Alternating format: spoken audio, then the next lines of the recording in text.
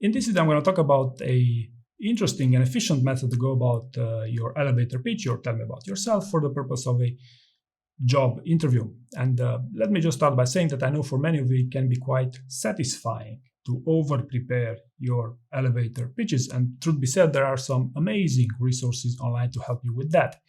However, you should also take into account that this rather classic interviewing technique of starting with your elevator pitch has gradually been replaced with more introductory and behavioral types of questions. Tell me about one of your projects, or tell me about a challenge, or what's your best sale, to give a few examples.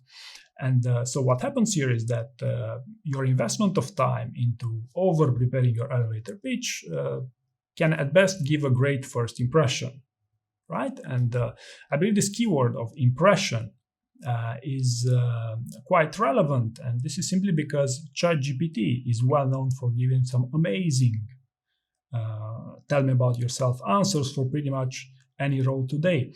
And they're so amazing that even recruiters and interviewers have taken notice. And actually what happens here is, if you have multiple candidates giving you amazing first answers to their elevator pitches, you can no longer differentiate yourself.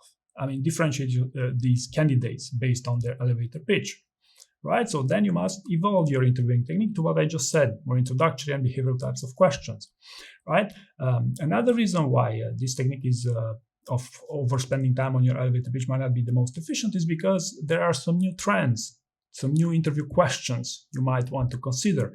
And to give you just two examples here, what is your opinion on diversity, equality, and inclusion? Right, this would be the first one. And the second example would be, tell me about the time when you had a difficult cross-functional interaction, dealing with cross-functional teams. So even cross-functional teams are not new, even DEI is not new, but these interview questions are trending, so preparing on these might be a better investment of your time. But going back to the title of this video, why I believe giving a boring answer is actually your best bet is simply because first of all, you would differentiate yourself from everyone else, because everyone else tries to impress. But more interestingly for you, if, for instance, you prepare your 3 key highlights from your career and mention just that, right? What you will achieve by this will be, you will sell yourself on your strength and give the interviewer only 3 options, your 3 highlights, as a follow-up in a subsequent conversation, if they choose to follow up on these things.